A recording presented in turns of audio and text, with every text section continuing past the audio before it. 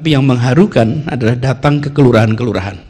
Pada masa pembagian UMK itu, ibu-ibu berderet ratusan itu di kelurahan-kelurahan se-Jakarta. Apa mereka? Ngantri minta izin usaha. Dulu, kalau tidak punya IMB, tidak punya izin usaha. Kalau tidak punya persyaratan A, B, C, D, E, tidak dapat izin usaha. Izin usaha itu akhirnya diambil oleh mereka yang tengah ke atas.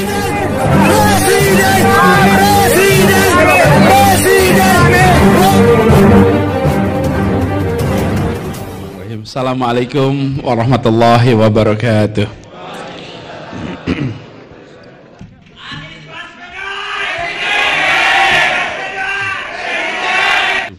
Alhamdulillah, pagi hari ini kita mendapatkan kemudahan atas izin Allah bisa sama-sama hadir di dalam pembukaan musyawarah kerja yang insya Allah nantinya musyawarah ini produktif, menghasilkan rencana kerja yang bisa dieksekusi. Dan seperti tadi disampaikan oleh Bang Usama bahwa 2023 akan bisa muncul sebuah gerakan baru yang gelombangnya bisa mewarnai umat Islam di Indonesia. Saya bersyukur sekali bisa ikut hadir, dan seperti saya sampaikan tadi, memang beberapa waktu ini di Jakarta banyak sekali hal-hal baru dinamis. Jadi saya sampaikan lebih baik mendadak datang daripada mendadak batal. Kan gak enak kan mendadak batal, Bang Usama?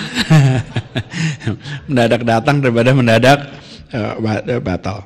Dan ini izinkan saya juga menyampaikan. Tadi disampaikan tentang kondisi umat, kondisi tantangan zaman. Kita ini hidup dalam keterbelakangan. Kita sering tertinggal bukan karena tidak mampu, tapi karena tidak mengantisipasi perubahan. Karena itu penting sekali bagi kita semua untuk mengantisipasi perubahan itu. Kami coba sebagai ilustrasi apa yang dikerjakan di Jakarta. Banyak yang tertinggal. Tadi bicara ekonomi, rakyat kita banyak tertinggal. Pandemi kemarin memberikan hikmah tersendiri bagi kita. Bayangkan, sampai di Jakarta ini, begitu kondisi pandemi terjadi pembatasan interaksi, maka mereka yang pendapatannya harian langsung kehilangan sumber mata pencarian. Langsung. Dan itu diperhatikan yang dulu pulang kampung. Pulang kampung, siapa yang pulang kampung? Yang pulang kampung tidak punya aset. Gerobaknya sewa, kontrak rumahnya kontrakan, kontrakannya juga petak kontrakan. Tidak ada pendapatan. Inilah yang generasi awal pulang kampung. Karena itu kita mencoba untuk apa yang harus saya lakukan. Tidak bisa didiamkan ini. Di sisi lain ada pasar ekonomi yang berkembang namanya digital, yang jualannya online. Nah, yang jualan online kalau sampai makanan itu yang jualnya tengah ke atas, yang kaki lima itu nggak dagang online, yang jual ke atas itu yang fotonya bagus, yang bisa masang itu tengah ke atas tuh, tapi tengah ke bawah nggak masuk. Lalu kita mencari cara apa yang bisa kita kerjakan. Diskusi sana sini ketemu bagaimana memasukkan mereka dalam perekonomian digital. Ternyata mereka tidak bisa masuk. Karena apa? Tidak punya IUMK namanya, izin usaha mikro kecil. Yang kedua, mereka tidak punya NPWP. Coba aja datang kepada gerobak bakso tuh tanya, "Pak, punya NPWP?" Pasti jawab, "Apa itu?" gitu. Punya IUMK enggak punya. Jadi apa yang dikerjakan kami?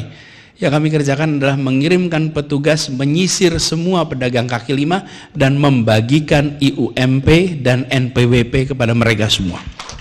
Dibagiin aja sudah, nggak usah pakai syarat rumit-rumit, bagiin. Dan apa yang terjadi? Awalnya ditolak, Pak.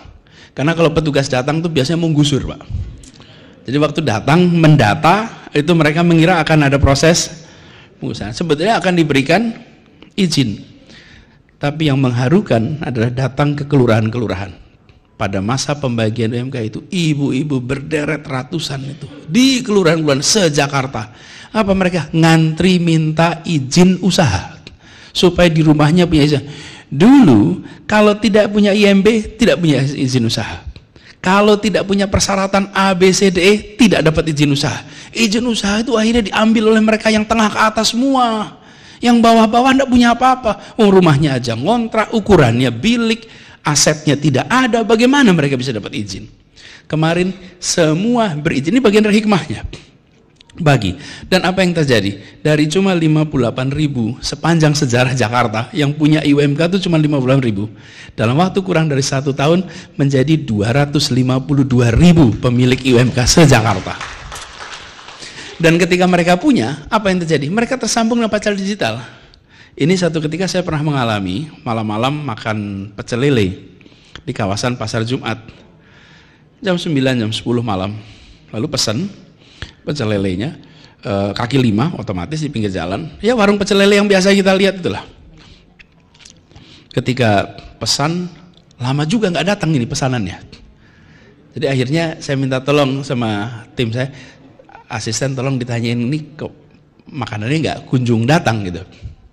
Lalu si pemiliknya mendatangi, minta maaf Pak, ini Pak antrian pesanan online-nya banyak gitu. Jadi di samping saya itu ada ojek-ojek banyak. Saya mengira itu pangkalan ojek. Kan biasa ojek nongkrong banyak. Ternyata ojek itu nungguin pesanan. Karena itu dia pesanan. Jadi lokasinya pinggir jalan, statusnya kaki 5, ordernya online.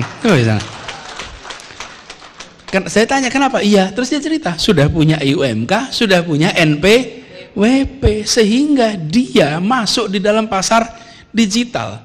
Ini tidak terlihat di permukaan dan dijamin nggak ada koran manapun yang memberitakan soal ini. Nggak ada, nggak ada. Tapi yang penting bukan pemberitaan, yang penting rakyat merasakan perubahan kondisi perekonomian. Itu yang paling penting. Prinsip ini juga yang dipegang dari awal ketika kita berbicara tentang pemberdayaan di